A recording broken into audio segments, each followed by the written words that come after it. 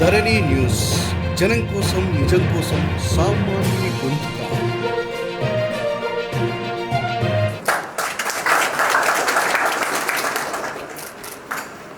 అనేక కారణాల వల్ల మనం అధికారంలో లేవు. దురదృష్టకరం, కాంగ్రెస్ పార్టీ నుంచి బాగా లాభపడి పదవులు ఎంజాయ్ చేసి కొంత స్వార్థపరులు వెళ్ళిపోయారు, అమ్ముడు పోయారు. మరి వాళ్ళ క్యారెక్టర్ గురించి ఇక మనం దాన్ని అసెస్ చేసుకోవచ్చు. బట్ నేను గొప్ప విషయం చెప్తున్నా, నేను వరుసగా ఆయన పిసిసి ప్రెసిడెంట్ వర్కింగ్ ప్రెసిడెంట్ ఉన్నా, అంతకుముందు క్యాబినెట్ మంత్రి ఉన్నా. కాంగ్రెస్ పార్టీ గొప్పతనం ఏంటంటే ఎవరో ఒకరు పోయారు కాబట్టి ఆ కాన్స్టిట్యూన్సీలలో, మండలంలో, ఆ గ్రామంలో వేకెన్సీ ఎక్కువ కాలం ఉండదు.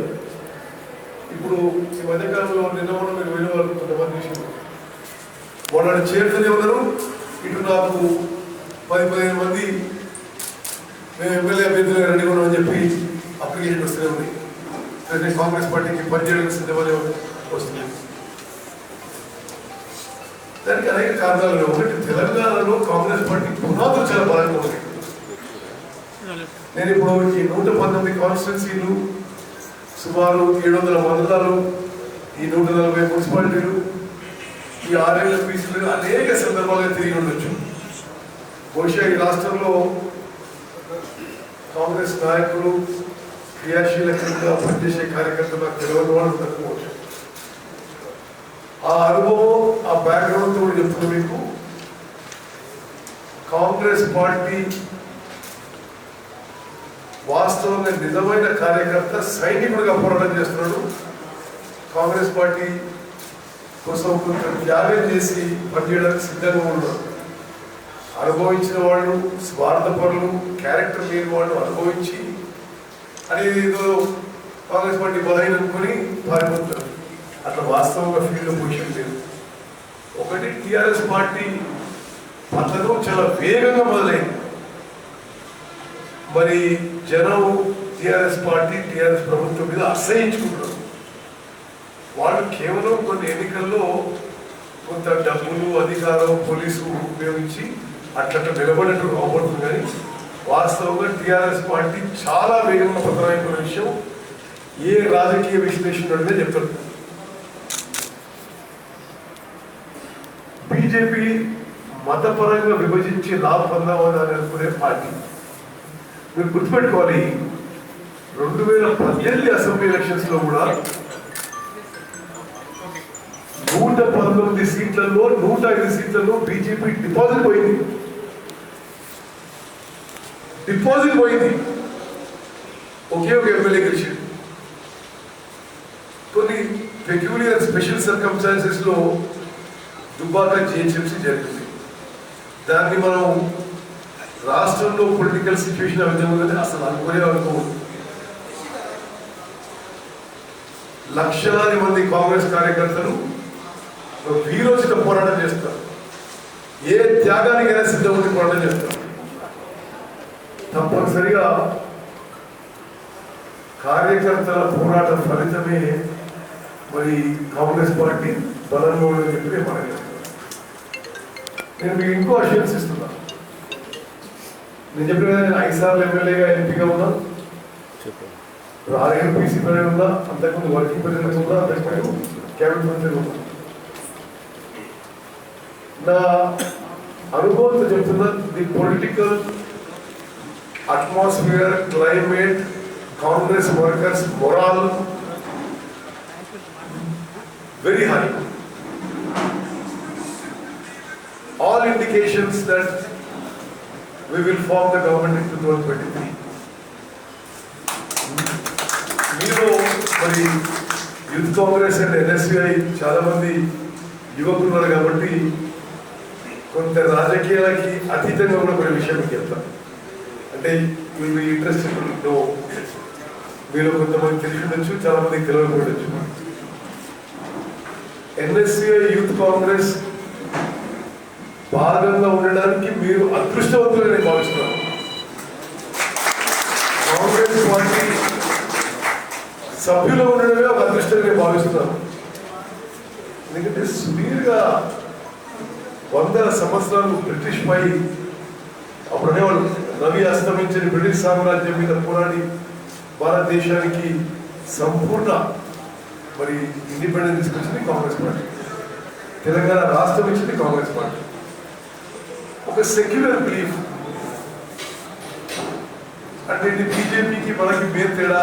బీజేపీ ఏమంటారు, హిందూ ముస్లింలుగా విభజించాలి, రాజకీయ లబ్ధి పొందాలి, రెచ్చగొట్టాలి.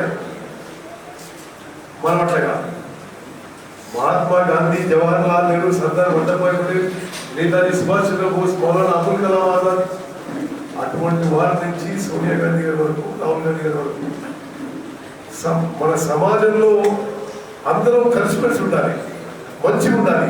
ఏ మతానికైనా, ఏ కులానికైనా, ఏ ప్రాంతానికైనా మరి అన్ని వర్గాలు కూడా భారతదేశంలో కలిసిమెలిసి ఉండాలి. ఒక ప్రశాంత వాతావరణం ఉండాలి, అభివృద్ధి చేసుకోవాలి. ప్రత్యేకంగా అణగారిన వర్గాలకు, ఎస్సీ, ఎస్టీ, బీసీ, మైనారిటీలకి, సంపన్న వర్గాలకి మనం వాళ్ళ జీవితాల్లో వెలుగులు కృషి చేయాలని మన మూల సిద్ధాంతం. This hour fundamental principal ideology. సరే, ఇప్పుడు నేను చాలామంది నా ఇంటికి కూడా చాలామంది యూత్ కాంగ్రెస్ ఆఫీసర్స్ వచ్చి ఇక్కడ రావడం జరిగింది. ఎన్ఎస్సీ యూత్ కాంగ్రెస్ వాళ్ళు మీరు ఎన్ఎస్సీలో యూత్ కాంగ్రెస్ ఉండడం మీ అదృష్టంగా భావించారు. జస్ట్ ఒక మీ ఆసక్తి కూడా చెప్తున్నాను. మాకు అటువంటి అదృష్టం లేకుంటే నేను 16 ఏళ్ళకే మిలిటరీలో చేరుతాను. 16 ఏళ్ళకి నేషనల్ డిఫెన్స్ అకాడమీ ఎన్డీఏలో చేరి ఆ తర్వాత భారత సైన్యంలో యుద్ధ విమాన పైలట్గా అనేక సంవత్సరాలు చైనా, పాకిస్తాన్ సరిహద్దులో పనిచేశాను. ఒక యుద్ధ విమానాల పైలట్గా పనిచేశాను.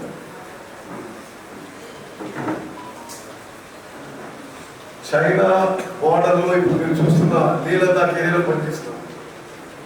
మరి కాశ్మీర్లో పనిచేసిన, రాజస్థాన్ డెజర్ట్స్లో పనిచేసిన. ఆ తర్వాత నేను భారత రాష్ట్రపతి దగ్గర ఉన్నత అధికారిగా ఉంటూ రాజీనామా చేసి రాజకీయాలకు రావడం జరిగింది. ఆ రోజు నుంచి ఈ రోజు అంటే నేను సైనికుడిగా ఉన్నాను, భారత రాష్ట్రపతి దగ్గర ఉన్నత అధికారిగా ఉన్నాను. మరి కాంగ్రెస్ పార్టీలో సుమారు అన్ని పదవులు చేసి ఉన్నవాడు. ఈ అనుభవంతో కూడా చెప్తున్నాను మీకు, Congress party is a bright future in the country and in Telangana. ఏదో అక్కడ బీజేపీ, ఇక్కడ టీఆర్ఎస్ మీడియా సంస్థలు మేనేజ్ చేసి కొంత ఏదో కాంగ్రెస్ పార్టీ బలహీనపడినట్టు ఒక చిత్రీకరిస్తాం. నేను 94 నుంచి ఎమ్మెల్యేగా పోటీ చేస్తున్నాను.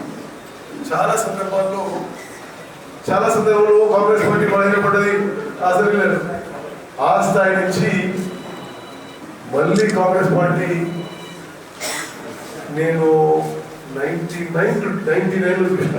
అంటే 2004 బికేమ్ టు పవర్ ఇన్ 2004లో ఆహా ఓహో అని రాశారు. చంద్రబాబు నాయుడు గొప్పలు అన్నారు, కాంగ్రెస్ పార్టీలో గ్రూప్ ఉన్నారు. మరి జనం మాత్రం మంచి తీర్పిచ్చిండు. కాంగ్రెస్ పార్టీ 10 ఏళ్ల పార్టీ ఇక్కడ అక్కడ అధికారంలో ఉన్నాం. అనేక చారిత్రాత్మక మార్పులు, సమాజానికి మేలు చేసే ఇష్యూస్ కాంగ్రెస్ పార్టీ చేపట్టింది. ఇప్పుడు గ్రామాల్లో చేపట్టే ఎన్ఆర్జీ వర్క్ కానీ, ఆర్టీఐ కానీ, ఫుడ్ సెక్యూరిటీ కానీ, రైట్ టు ఎడ్యుకేషన్ కానీ, మరి గొప్ప గొప్ప కార్యక్రమాలు కాంగ్రెస్ పార్టీ చేసింది. ఇప్పుడు ఒకసారి మనం ఆలోచన చేసి చూస్తే నరేంద్ర మోదీ అధికారంలోకి వచ్చి 7 ఏళ్ళు అయింది. ఏం చేసిండు భారతదేశంలో, ఏ సమాజంలో, ఏ వర్గానికి ఏం చేసిండు ఒకసారి ఆలోచన చేస్తే మనకేం గుర్తురాదు. ఇప్పుడు బీజేపీ వాళ్ళని అరే ఏం చేసిందా మీరు, తెలంగాణ రాష్ట్రానికి ఏం చేసిండు? 7 ఏళ్ళు మీరు అధికారంలో ఉండరు కదా. ఇప్పుడు మీరు ఎలా పెడతాం, మేము ఏదో గొప్ప చేస్తామంటే ఇప్పటి వరకు ఏం చేసింది మీరు సెంట్రల్ గవర్నమెంట్లో ఉండి? కొన్ని లక్షల కోట్ల బడ్జెట్ వస్తుంది కేంద్ర ప్రభుత్వానికి. తెలంగాణ రాష్ట్రానికి రూపాయి మేలు జరగలేదు. ఇంకో విషయం చెప్పాలి, మేలు జరగకపోగా బీజేపీ వల్ల నష్టం జరిగింది తెలంగాణ కూడా. కొన్ని మీకు ఇంపార్టెంట్ విషయం చెప్తాను. చాలా మంది యంగ్స్టర్స్ ఉన్నారు. యూపీఏ ప్రభుత్వంలో కాంగ్రెస్ ప్రభుత్వంలో మన్మోహన్ సింగ్ గారు ప్రధానమంత్రి ఉన్నప్పుడు ITIR information technology investment region Hyderabad Rangareddy జిల్లా ఆమోదించారు. ఆ ప్రాజెక్ట్ ద్వారా అసలు గొప్ప స్థాయిలో ఐటీ సాఫ్ట్వేర్ ప్రాజెక్ట్స్ రావాలని ప్రైవేట్ సెక్టర్ ద్వారా 2.5 లక్షల కోట్ల పెట్టుబడి ఆహ్వానించి సుమారు హైదరాబాద్ రంగారెడ్డి ఈ ప్రాంతంలోనే 50 లక్షల ఉద్యోగాలు ఇచ్చే ప్రాజెక్ట్ అది. కేంద్రంలో బీజేపీ వచ్చి ఏం చేసిండ్రు, పక్కన పడేసిండ్రు. వాళ్ళు చెయ్యరు, వీళ్ళు అడగరు. అంటే ఎంత సన్నాసులు దద్దమ్మలు ఈ రాష్ట్రానికి దేశ పరిపాలిస్తూ ఆలోచన చేయరు. అంత పెద్ద ప్రాజెక్ట్ ని పక్కన పెట్టేస్తే ఎంతమంది మన యువత ఉద్యోగాలు కోల్పోయిన డైరెక్ట్ అండ్ ఇండైరెక్ట్ ఎంప్లాయ్మెంట్.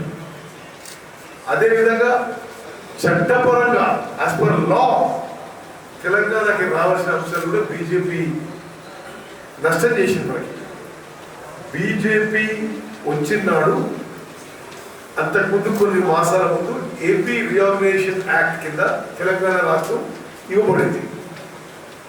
ఆ యాక్ట్ లోక్సభలో రాజ్యసభలో పాస్ అయి రాష్ట్రపతి ద్వారా ఒక president of India gazette notification ద్వారా ఆ యాక్ట్ ద్వారానే తెలంగాణ రాష్ట్రం ఏర్పాటు చేయబడింది. తెలంగాణ రాష్ట్రం ఏర్పాటు చేయడమే కాదు, ఆ యాక్ట్ కింద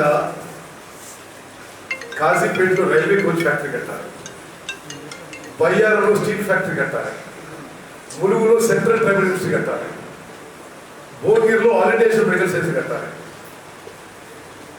ఏ ఒక్క పని చేయలేదు బీజేపీ, ఏ ఒక్క పని చేయలేదు. వాళ్ళు మాట్లాడితే అసలు తెచ్చిపోతారు. కొత్త పిచ్చగాళ్ళకి పొద్దునట్టుగా ఏదేదో పెద్ద పెద్ద మాటలు. ఈ పెద్ద పెద్ద మాటలు వద్దు బండి సంజయ్. తెలంగాణ రాష్ట్రానికి నరేంద్ర మోదీ బీజేపీ ఏం చేసిందో చెప్పండి. మరి మనం దుబ్బాక గెలిచిండ్రు, ఇక్కడ జిహెచ్ఎంసీలో బెటర్ పర్ఫార్మెన్స్ ఉందా? అయిన తర్వాత కూడా కేంద్ర ప్రభుత్వం నుంచి దుబ్బాక కానీ జిహెచ్ఎంసీ కానీ ఏమన్నా ₹1 మేలు చేసే ప్రక్రియ ప్రయత్నం మొదలుపెట్టాడుతుంది. ఏం లేదు, సున్నా.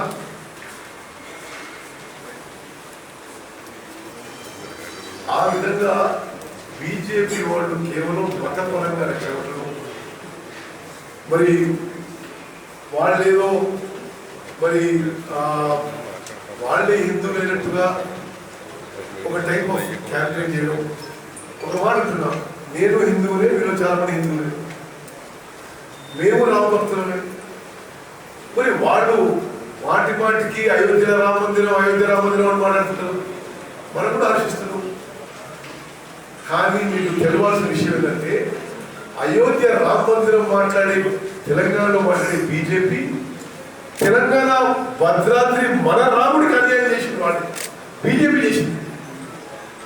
తెలంగాణ ఏర్పాటైన తర్వాత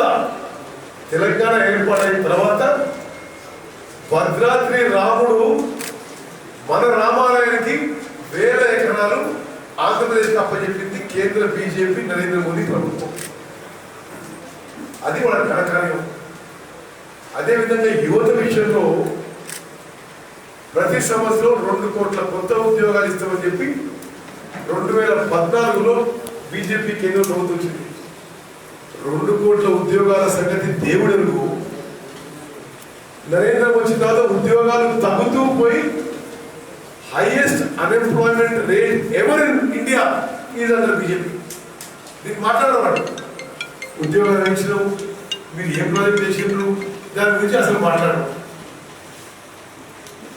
వాళ్ళు మాట్లాడేదల్లా ఈ సమాజాన్ని విభజించి రాజకీయ లబ్ధి పొందామనే ఆలోచన తప్పి మరొకటి. పెట్రోల్ డీజిల్ ధరలు మీకు తెలుసా? ఈరోజు భారతదేశంలో ఏ రేట్ అయితే పెట్రోల్ ఉందో పక్కన ప్రపంచంలో హైయెస్ట్ రేట్ పెట్రోల్ తెలంగాణ ఇండియాలో ఉంది. దానికి ప్రధాన కారకం బీజేపీ, టీఆర్ఎస్ కూడా. ట్యాక్స్లు, ఎక్సైజ్లు ఎంత పెంచేశారంటే ఇప్పుడు మరి ఏ విషయంలో ఇంకేం చేయాలి కానీ బీజేపీ నరేంద్ర మోదీ మాత్రము పెట్రోల్ ధరల విషయంలో సెంచరీ కొట్టింది. మన జీవిత కాలంలో పెట్రోల్ ధరలు ₹100 లీటర్ వస్తే కూడా అనుకోలేదు. నాకు కొన్ని ఒక పెట్రోల్ బంక్ ఉండదంటాడు. ఆ పెట్రోల్ బంక్లో ఆ డిజిటల్ ఫిగర్స్ ఉంటాయి కదా, ఏదో చూపడానికి, రేట్ చూపడానికి, అది 2 అంకెలకే తయారు చేసినట్ట. అరే 100 రూపాయలు వస్తే ఇది ఎట్లా చూపడాలి అంటే మొత్తం సిస్టమ్ చేంజ్ చేసుకోవాలి వాడు. అంటే ఆ స్థాయిలో సామాన్యుని మధ్యతరగతి వాళ్ళ నడ్డి విరిచి చేస్తున్న బీజేపీ ఏదో మాట్లాడతారా? పెట్రోల్ డీజిల్ విషయం ఏమైనా చూసిన బండి సంజయ్, కిషన్ రెడ్డి, ఎంపీ ఎవరు మాట్లాడరు. తెలంగాణకి ఏమైనా చేసి మాట్లాడరా? నేను పార్లమెంట్లో కూడా అనేక విషయాల్లో తెలంగాణకు సంబంధించిన విషయాలు అనేక విషయాలు ప్రస్తావిస్తుంటాను. ప్రతి సెషన్లో 1-2 సార్లు నేను మాట్లాడతాను స్పీచెస్. ఈ బీజేపీ ఎంపీలు ఎవ్వరు కూడా తెలంగాణ రాష్ట్ర విషయం, తెలంగాణ సమాజం విషయం, తెలంగాణకి చెందిన హామీల విషయం నోరు మెదపరు. Complete silence. మరి అది బీజేపీ పరిస్థితి. యూత్లో కొంత మీరు ఇంకా కష్టపడి పనిచేయవలసింది. కొంత తెలిసి తెలవక కొంత వాళ్ళు గ్లామర్ క్రేజ్ పెంచే ప్రయత్నం చేస్తారు. మనం పేరు చెప్పాలి, ఇది మతతత్వ పార్టీ, సమాజాన్ని నాశనం చేసే పార్టీ. బీజేపీ వాళ్ళే మన తెలంగాణ చేసి చెప్పాలి. ఇంకెప్పుడు చేస్తారు? 7 ఏళ్ళు అయింది హైదరాబాద్ ప్రధానమంత్రి అయింది, ఇప్పటివరకు 7 రూపాయలు ఇవ్వలేదు. ప్రత్యేకంగా మైనారిటీస్ పట్ల చాలా దారుణమైన ఒక కక్ష సాధింపు ధోరణి. This is not acceptable in India. మన రాజ్యాంగంలోనే ప్రియాంబుల్ రాష్ట్రపతి we are secular socialist sovereign republican. మన సెక్యులర్ అనేది మన రాజ్యాంగం ప్రియాంబుల్లో మొదటి లైన్లో ఉంటుంది. మరి మనని విచ్ఛిన్నం చేసి రాజకీయ లబ్ధి పొందేది బీజేపీ.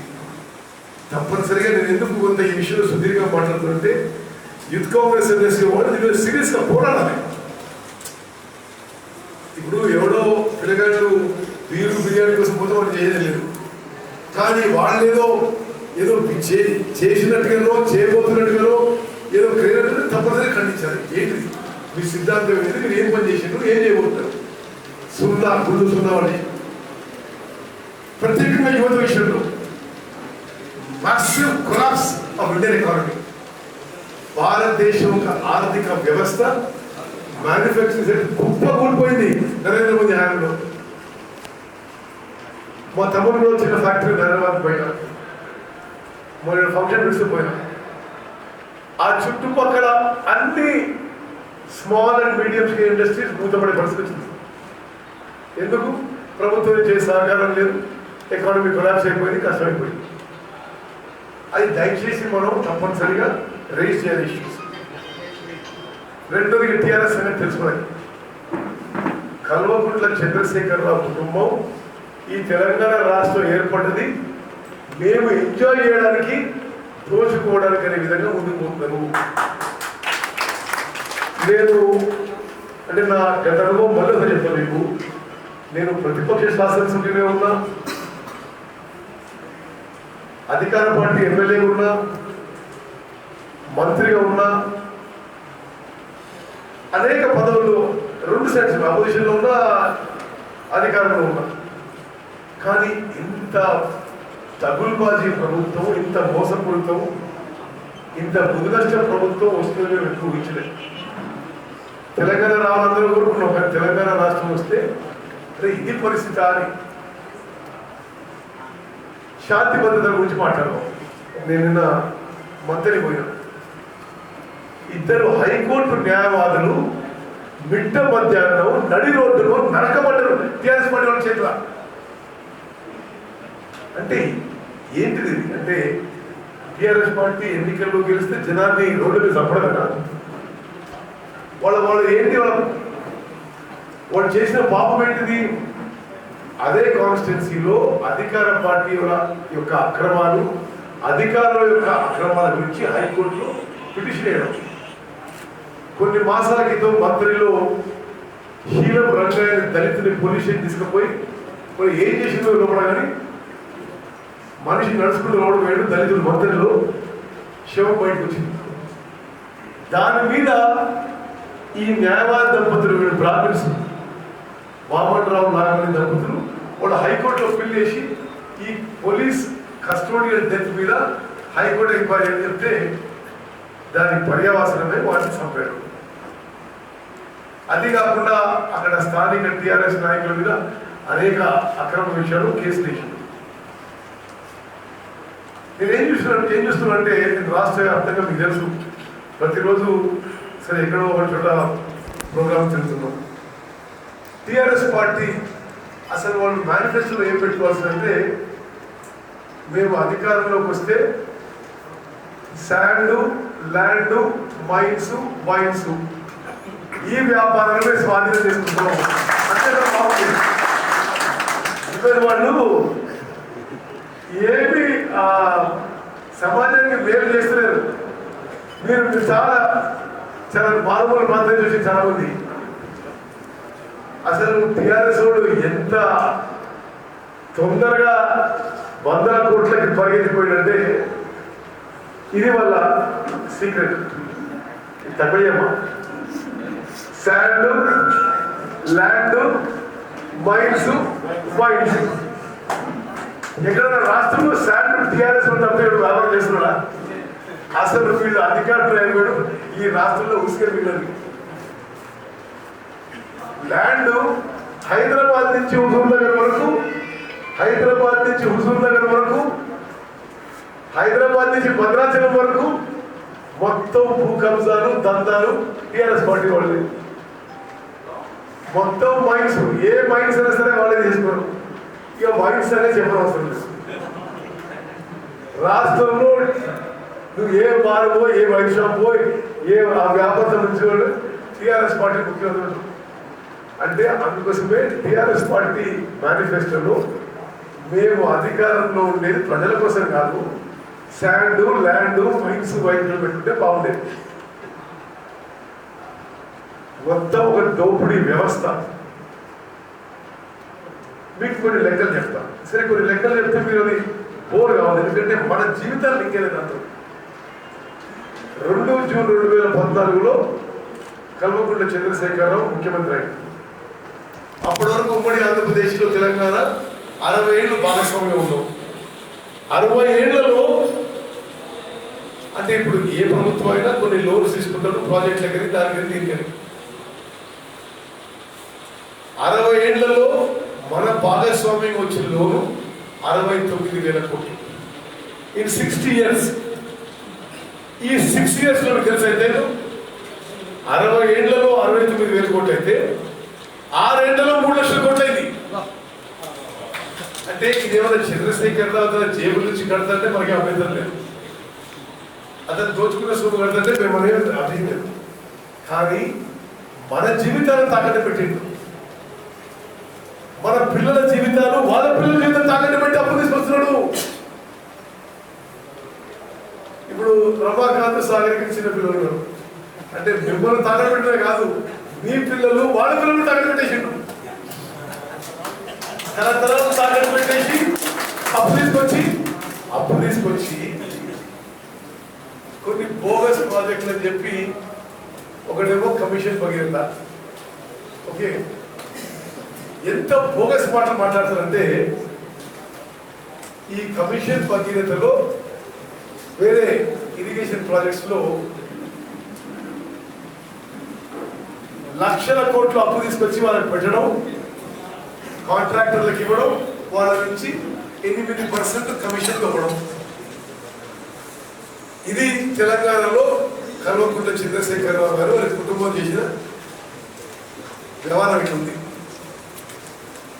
మనందరికీ ఏం చేసిండ్రా? మన పేరు మీద అప్పు తీసుకొచ్చారు. ఏం ప్రీతం మన పేరు మీద అప్పు తీసుకొచ్చారు. దళితులు ఏం చేసిండ్రు? అప్పు తీసుకొచ్చి ఏ చూసినా దళితులని పోలీస్ కస్టడీ డీటెయిల్స్, 3 ఎకరాల్లో మోసం, దళిత ముఖ్యమంత్రులు మోసం, డబుల్ బెడ్రూమ్ మోసం, వాళ్ళ భూములు లాక్కుంటారు. దళితులు, గిరిజనులు, బీసీలు, మైనారిటీలు చాలా చాలా మరి ఇబ్బంది పడే పరిస్థితి కేసీఆర్ గవర్నమెంట్.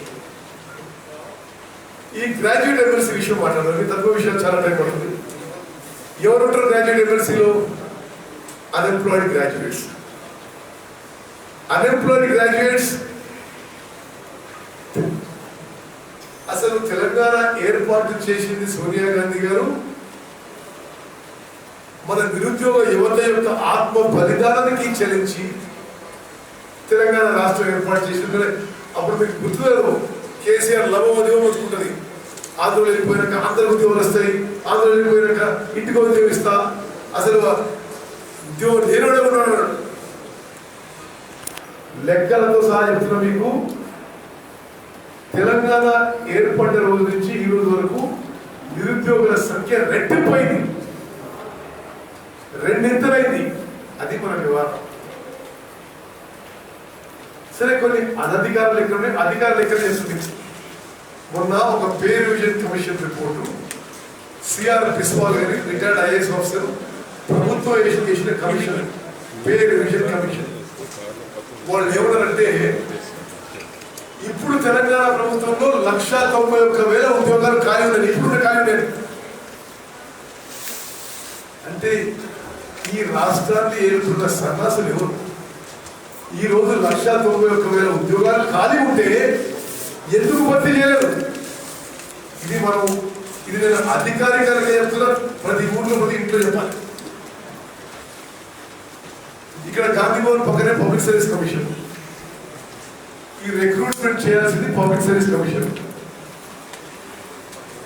ఏ పబ్లిక్ సర్వీస్ కమిషన్ లో మరి ఎప్పుడు నిమిషాలు అయిపోతుందని నేను మన కుమారరావు గారు పక్కన పోయాను. పబ్లిక్ సర్వీస్ కమిషన్ పక్కన ఉంది కదా, 191,000 భర్తీ చేయాల్సిన పబ్లిక్ సర్వీస్ కమిషనే ఖాళీ ఉంది. అర్థమైందా మీకు? అంటే ఉద్యోగాలు ఖాళీ ఉన్నాయి, ఉద్యోగాలు నింపాల్సిన పబ్లిక్ సర్వీస్ కమిషన్ ఖాళీ ఉంది. చైర్మన్ లేడు, వైస్ చైర్మన్ లేడు, సభ్యులు లేరు, 11 ఉన్నారు సార్, ఇక్కడ ఉన్నారు సార్. వాళ్ళు మేమేం చేయాలి? మాకు కోరం కూడా లేరు మీటింగ్ పెట్టాలంటే. అంటే ఎంత దగా మోసం చేస్తుందో అర్థం చేసుకోండి. మరో కొంత మన సెగ దాకి ఈ మధ్య కేసీఆర్, ఆ పల్లారాజేశ్వర రెడ్డి మంచి అబద్ధాలు పుట్టకము. వాళ్ళు ఉద్యోగాలు నింపే చిత్తశుద్ధి లేదు. ప్రైవేట్ రంగంలో కూడా వీళ్ళ నిర్వాహకం వల్ల, హాస్పిటల్ వల్ల ఉద్యోగాలు తగ్గినాయి. తెలంగాణ యువత జీవితాలను నాశనం చేసినాయి. ఇది మనం బలంగా తీసుకుపోవాలి. రెండోది, ఇంకెవరుంటారా ఇలా ఈ ఓటర్స్ లిస్టులో ఉద్యోగస్తులు ఉంటారు, పెన్షన్లు ఉంటారు, ఆర్టీసీ ఎంప్లాయీమెంట్ ఉంటారు, రైల్వే ఎంప్లాయీస్ ఉంటారు, ఇట్లా కొంతమంది ఉంటారు. ఉద్యోగస్తులకి, ఉపాధ్యాయులకి గతంలో 43% ఫిట్మెంట్ ఇచ్చారు. ఫిట్మెంట్ అనేది పెరుగుతున్న ధరలకు ఆధారంగా కొంత పెంచుతారు. గతంలో 43% ఇచ్చిండ్రు, అంతకుముందు 30% ఇచ్చారు.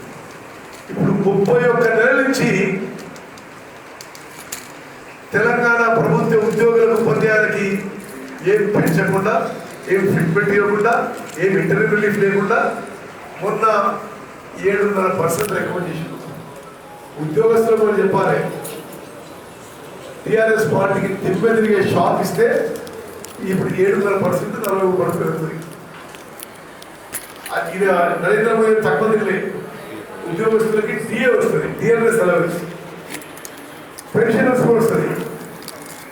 సంవత్సరం నుంచి నరేంద్ర మోదీ బీజేపీ ప్రభుత్వం డిఏ ఆపరేషన్. అంటే అన్ఎంప్లాయిడ్కి ఇబ్బందులు, ఉద్యోగస్తులకు, ఉపాధ్యాయులకి ఇబ్బందులు, పెన్షనర్కి ఇబ్బందులు, ఆర్టీసీ అసలు మూసేసే పరిస్థితి తీసుకొస్తున్నారు.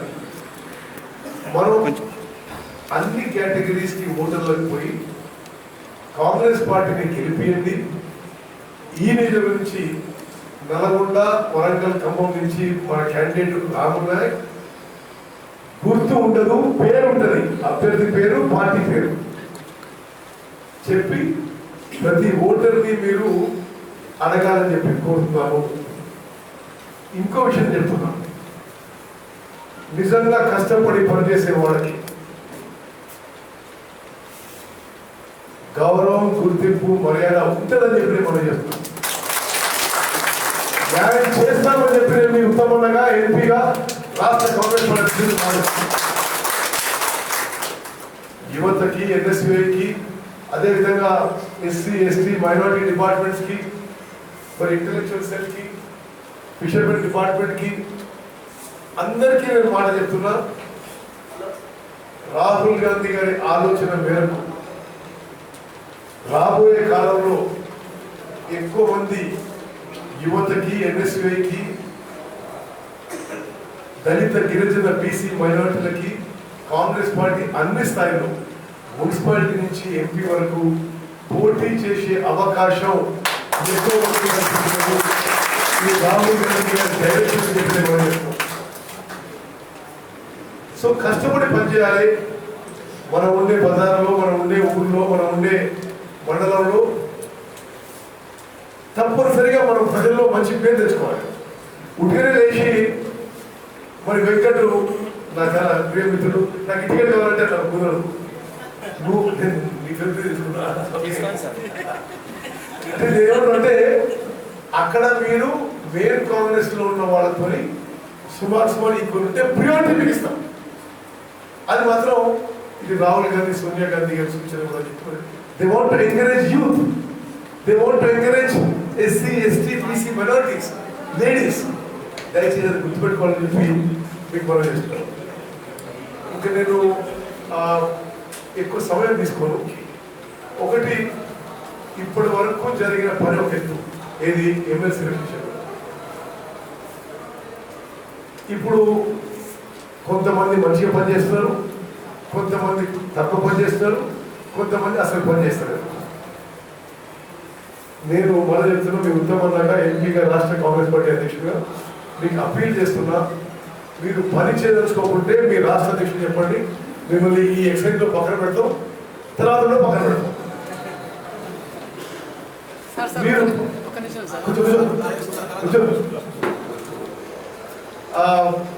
కానీ మీరు if you are in the mainstream of youth Congress or NSUI or SC department or minority department or intellectual cell or ST department or fishermen department or OBC department, please remember that you have to work hard.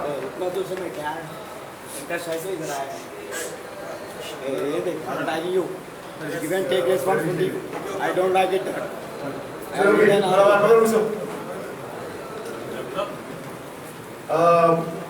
మీ అందరికీ appeal చేస్తున్నట్టే ఈరోజు 28 అయిపోయింది కదా, రేపు first just 12 డేస్లో మీరు రోజుకి దీని మీద 6 గంటలు పనిచేసిన 72 గంటలు. మిమ్మల్ని అడిగేదల్లా ఈ 72 గంటలు చిత్తశుద్ధితో సిన్సియర్గా పనిచేయమని చెప్పి కోరుతున్నా.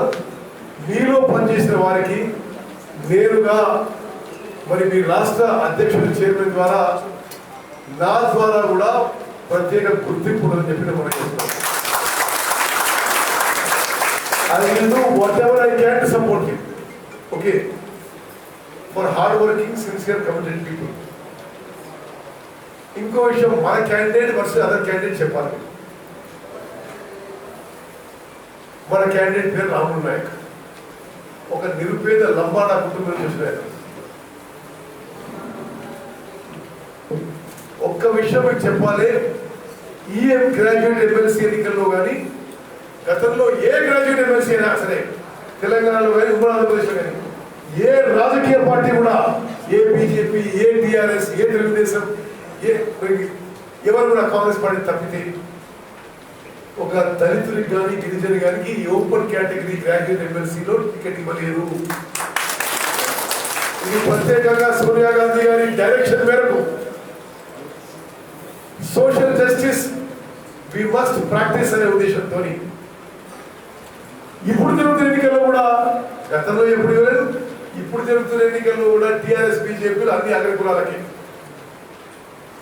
దయచేసి గమనించాలి, ఒక నిరుపేద లంబాడా కుటుంబంలో పుట్టిన రాములు నాయక్, ఒక గిరిజన బిడ్డ, ఒక కార్మిక నాయకుడు, నిజమైన తెలంగాణ కోసం పోరాటాడు. ఇప్పుడు అంతా ఈ బీటీ బ్యాచ్, ఇది బంగారు తెలంగాణలో దోచుకోవడం వచ్చిన బ్యాచ్. వారు 2018 అసెంబ్లీ ఎలక్షన్స్ కంటే ముందు అధికార పార్టీకి అధికార ప్రభుత్వానికి ఆయన టిఆర్ఎస్ పాలిట్ బ్యూరో సభ్యుడిగా, అంటే పాలిట్ బ్యూరోలో 6 మంది ఉన్నారు. పాలిట్ బ్యూరో సభ్యత్వానికి, శాసన మండలి సభ్యత్వానికి రాజీనామా చేసి మరి కేసీఆర్ మొహం మీద రాజీనామా కొట్టి కాంగ్రెస్ పార్టీలో ప్రజాస్వామ్యం ఉంటుంది, సామాజిక న్యాయం చేరిన వ్యక్తి రాహుల్ నాయక్. ఆలోచించండి, రేపు వార్డు మెంబర్ సర్పంచ్ కూడా ఏ పార్టీలో అధికారులు ఉంటే అధికారంలో పారిపోతున్నామని అనుకునే సమయంలో అధికార పార్టీలో ప్రభుత్వంలో పాలిట్ బ్యూరో సభ్యుడు ఎమ్మెల్సీ ఉండి వదిలేసి కాంగ్రెస్ పార్టీ చేరారు.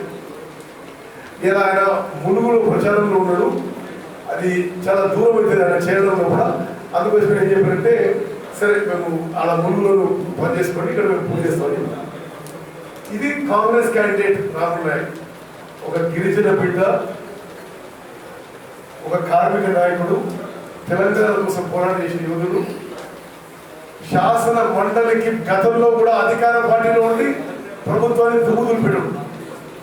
ఇప్పుడు రాహుల్ నాయక్ శాసన మండలికి వస్తే కేసీఆర్ నిలబడాలి. గ్రాడ్యుయేట్ ఎమ్మెల్సీ ఓటర్ వ్యవస్థలో నిరుద్యోగ యువత, ఉద్యోగస్తులు, ఉపాధ్యాయులు, అందరు ఎంప్లాయీలు, దళితులు, గిరిజనులు, బీసీల, మైనారిటీ పక్షుల పోరాటం. అది గుర్తుపెట్టుకోవాలి. అధికార పార్టీ సిట్టింగ్ ఎమ్మెల్సీ ఎవరైనా పల్లా రాజేశ్వరి, నాకు బాగా పరిచయం. ఆయన ఫస్ట్ ఇంజనీరింగ్ కాలేజ్ పోరాటం పెట్టాడు. ఏంటంటే ఎవరైనా ఒక బ్రోకర్, ఒక విద్యా వ్యాపారి 6 ఏళ్ళు తన ఎమ్మెల్సీ పదవిలో ఎక్కడ తిరగలే, సమాజానికి ఏం పనిచేయలే, ఏ గ్రాడ్యుయేట్ ఎమ్మెల్సీ కూడా ఏం పనిచేయలే, శాసన మండలిలో నోరు మెదపలే. కానీ తను బాగుపడ్డాడు. చిన్న కాలేజీ నుంచి ఈరోజు ప్రైవేట్ విశ్వవిద్యాలయం, can you imagine, private university స్థాయికి పోయాడు ఎమ్మెల్సీ పదవి. ఆయన ఎక్కడ పోయినా జనం చీకొడుతారు. ఏంటంటే అరటి ఇటుపోయినావు, నువ్వు ప్రైవేట్ యూనివర్సిటీ సంపాదించుకోవడం, 100 కోట్ల భూములు కబ్జా చేసుకుని తప్పితే ఏమైనా చేసినావా అని. అది టిఆర్ఎస్ పార్టీ క్యాండిడేట్. అతను ఓట్లు అడగడానికి అర్హత లేదు. ఇప్పుడు జనంలో కూడా నేను ఆల్రెడీ చాలా కాన్స్టిట్యూషన్ దిగిన జనంలో కూడా ఆ భావన వచ్చేసింది, పల్లా రాజేశ్వరికి అయితే ఓటేయమని. మరి సామాజిక కోణం నుంచి కూడా ఆలోచించండి. కాంగ్రెస్ అభ్యర్థి రాహుల్ నాయక్ ఒక నిరుపేద లంబాడ కుటుంబం చేసినవారు. టిఆర్ఎస్ అభ్యర్థి రాజేశ్వర్ రెడ్డి, టీజేఎస్ అభ్యర్థి కోదండరామ్ రెడ్డి, బీజేపీ అభ్యర్థి ప్రేమేందర్ రెడ్డి, యువ తెలంగాణ అభ్యర్థి దాని ఉద్యోగదేవి రెడ్డి. ఆ విధంగా మీరు ఏ పార్టీని చూసినా సామాజిక న్యాయం పాటించింది కూడా కాంగ్రెస్ పార్టీ. ఇంకా మనం వేరే నిరూపించే అవసరం లేదు మిత్రమా. ఈ మాటలతో నేను ఎందుకు మనం పనిచేయాలి, మన అభ్యర్థికి ఎందుకు చేయాలి, మన పార్టీకి ఎందుకు చేయాలి విషయం మీకు చెప్పినాను. మిమ్మల్ని కోరుతుంది ఏంటంటే మీ రాష్ట్ర అధ్యక్షులు కూడా చేస్తున్నాను. శివసేనకి, వెంకట్కి, ప్రీతంకి, సోహేల్కి, వినోద్ గారికి, జగన్కి, అదేవిధంగా వెంకట సాయికి, సతీ వెంకట స్వామికి, పుత్రిదేవి వీరయ్యకి, హ్యాండిక్యాప్ డిపార్ట్మెంట్ అందరికీ కూడా ఈ 12 రోజులు కష్టపడి పనిచేయండి. పుట్టిగానే పోయి ఇది మీటింగ్ కాగానే పోయి మంచిగా ఫోన్ చేసి పడుకుంటే అది మంచిగా ఏదో పోయినా గాంధీ భవన్ ఉత్తరపోవడం మాట్లాడి వచ్చాం. ఆ శివసేన ఇద్దరు వచ్చిన మీటింగ్లో లేదా వెంకటే అందరం మీటింగ్ వచ్చాడు. ఏదో అట్లా నిర్వహించుకుంటే ఓకే, మీరు చెప్పండి మీ రాష్ట్ర అధ్యక్షులకి మేము పని చేయదలుచుకోలేదు, వదిలేసరికి మాకు చాలా వ్యాపారం ఉన్నాయో లేకపోతే లేజీ ఫెలో చెప్పి వదిలేసేది మీరు అడగలేము. మిమ్మల్ని మేము అడగము, మనల్ని మేము అడగలేదు. తర్వాత తప్పిపోవడం అందరూ కూడా సిన్సియర్గా పని చేయమని చెప్పి నేను రిక్వెస్ట్ చేస్తాను. నేను నా నెంబర్ ఇస్తున్నా, మీరు నోట్ చేసుకోండి. నా నెంబర్ లేని వాడు 9848051082 9840510802. మరి నేను 24 అవర్ ఫౌండేషన్ మీకు చాలా మంది తెలిసి నా భార్య కూడా ఎమ్మెల్యే ఉండే, ఆమె కూడా ఫుల్ టైం పబ్లిక్ లైఫ్, మా పిల్లలు కూడా లేరు, 24 hours పబ్లిక్ లైఫ్లో ఉంటుంది. సో ఎందుకంటే నేను మీటింగ్లో లేకుంటే ఎవరు ఫోన్ చేసేది మీలో ఇక్కడ ఉన్నవాళ్ళు, ఈ హాల్లో ఉన్న వాళ్ళందరూ కూడా, ఈ హాల్లో ఉన్న వాళ్ళందరూ కూడా ఈరోజు సాయంత్రం వరకు ఓటర్ లిస్ట్ డౌన్లోడ్ చేసుకుంటా కన్ఫర్మ్ చేయాలి. మీ అందరి సౌకర్యార్థం ఒకటి బాబు ఏమైనా మాట్లాడితే బయటికి పోవాలి. ఎలక్షన్ కమిషన్ వెబ్సైట్ నుంచి ఓటర్ లిస్ట్ డౌన్లోడ్ చేసుకోండి. రెండోది, వంశీచంద్ర రెడ్డి గారు ఏ సెక్రటరీ మన రిక్వెస్ట్ మేరకు ఇప్పుడు ఆ ఓటర్ లిస్ట్ ని ఎక్సెల్ ఫార్మాట్ లో విలేజ్ వైజ్ గా తయారు చేసిండు. నేను రాష్ట్ర అధ్యక్షుడికి చైర్మన్ ప్రవేశంలో మీరు వారితో ఇమ్మీడియట్ గా మాట్లాడుకొని గూగుల్ డ్రైవ్ లో తెప్పించుకోండి. నేను కూడా ఫార్వర్డ్ చేసే ప్రయత్నం చేస్తా. ఇమ్మీడియట్ గా మీరు బూతుల వారిగా ఓటర్ లిస్ట్ పంపిణీ చేయాలి. శిక్షణ ఇక మీకు కూడా చాలా సమయం ఇచ్చినాము.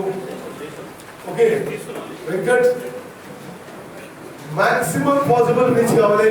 ప్రీతం, సోయల్ సార్, ఓకే వినోద్ గారు మీరు ఎన్ఆర్ఎస్ ఇక్కడ ఉంటే చూద్దాం.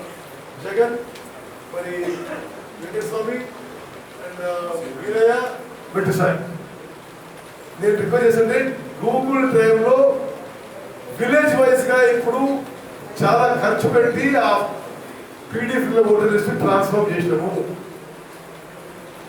ఈరోజు మధ్యరాత్రి అయినా సరే వేదిక రిక్వెస్ట్ చేస్తున్నా, మిమ్మల్ని రిక్వెస్ట్ చేస్తున్నా, దయచేసి మీ విలేజ్, మీ మండలము, మీ కాన్స్టిట్యున్సీ, ఇప్పుడు అయ్యప్పరెడ్డి రోడ్డు, నువ్వు మహబూబాబాద్ జిల్లా యూత్ కాంగ్రెస్ అధ్యక్షుడు, ఇలా రాత్రి వరకు డౌన్లోడ్ చేసి మరి మీ అన్ని బూత్లకి ఓటర్ లిస్ట్ చేరాలి.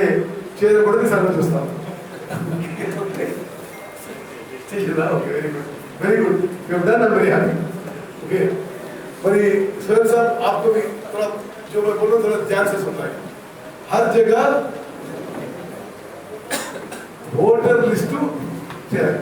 ఇలా రాత్రి వరకు మన చేతిలో ఓటర్ లిస్ట్ ఉండాలి. రేపు 1వ తారీఖు మీ అందరికీ రిక్వెస్ట్ చేస్తున్నా, రేపటి నుంచి దయచేసి ఓటర్లు అవ్వండి, ఫోన్లు చేయండి. రోజుకి ఎక్కువ ఒక 6-7 గంటలు ఈ పని మీద కేటాయించండి. లేదా 12 రోజులే ఉన్నాయి, 12 రోజుల్లో ఒక 72 గంటలు మీరు దీనికి ఇవ్వగలుగుతారు కదా, పార్టీ బ్రతకడానికి, పార్టీ ప్రతిష్ట కోసం. ఇది ఉత్తమ్ కుమార్ రెడ్డి ఆయన కుటుంబ సభ్యులు అభ్యర్థిగా, ఇది ఒక నిరుపేద లంబాడ కుటుంబానికి చెందిన ఒక కార్మిక నాయకుడు ఇలా అభ్యర్థి. ఇంకోటి, ఎస్ మనం అందరం కూడా ఎలక్షన్ చేసినాం, దానికి మంచి చెడులు ఉంటాయి, రకరకాలు ఉంటాయి. మీరు ఒకటే గుర్తుపెట్టుకోవాలి, సోనియా గాంధీ గారి అభిప్రాయం మేరకు, వారి చాయిస్ మేరకు ఒక నిరుపేద లంబాడ కుటుంబం చెందిన ఆయన క్యాండిడేట్. అది దృష్టిలో పెట్టుకొని మీ ఎక్స్పెక్టేషన్ పెట్టుకోండి. Thanks for watching this video. Please like, share and subscribe to Dharani TV.